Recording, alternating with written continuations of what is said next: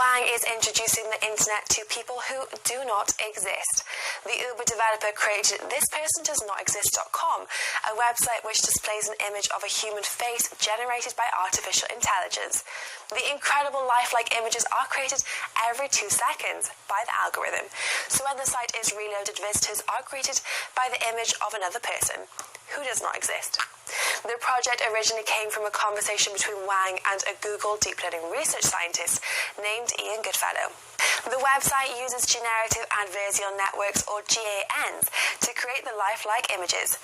GANs developed by NVIDIA's AI labs are an artificial intelligence mythology, which trains itself to recognize images by generating fake images and labeling them.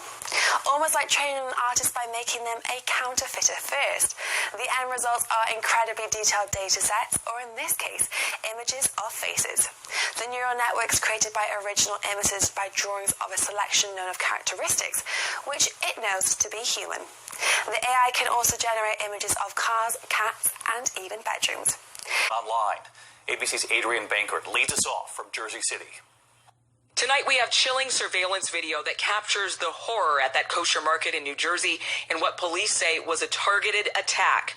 Both suspects slowly emerging from a stolen U-Haul van before one of them aims a high-powered rifle at the store and opens fire. There were multiple other people on the street, so there were many other targets available to them that they bypassed to attack that place. So it was clearly that was their target, and they intended to harm people inside. Police say the two gunned down the owner, Mindy Ferenz, a mother of 5, an employee, Douglas Rodriguez, and a customer, Moishe Deutsch. A few hundred bullets went into a body of a 24-year-old child.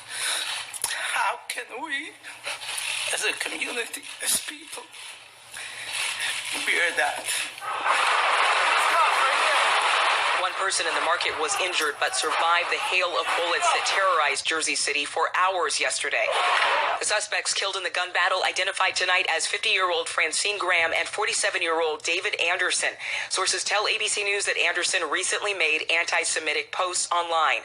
It all started when Detective Joe Seals, investigating the murder of an Uber driver, encountered the suspects at this cemetery. Police say they killed the officer, a father of 5, driving a mile to that Jewish market at just after noon. For more than 3 hours in a standoff with heavily armed officers. It sounded like we were at war. That's what it sounded. It sounded like Desert Storm out here. Like we were at war. In the end, police ramming the store with an armored truck, the bodies of the suspects and the victims found inside.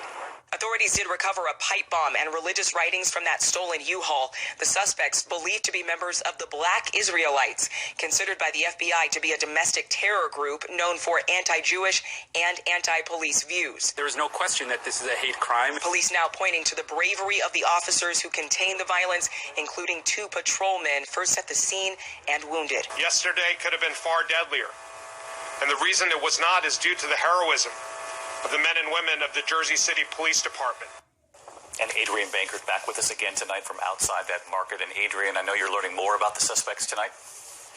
Yeah, so one of those suspects, David Anderson, had a history of criminal offenses, including weapons charges. Now, we know that tonight 2 of those innocent victims will be laid to rest. They'll also hold a vigil for all of the victims at the cemetery where Detective Seals was murdered.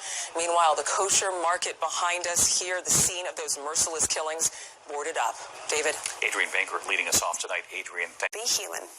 The AI can also generate images of cars, cats, and even bedrooms. Remember, family, the AI can generate cars, cat, and bedrooms. We have to question everything.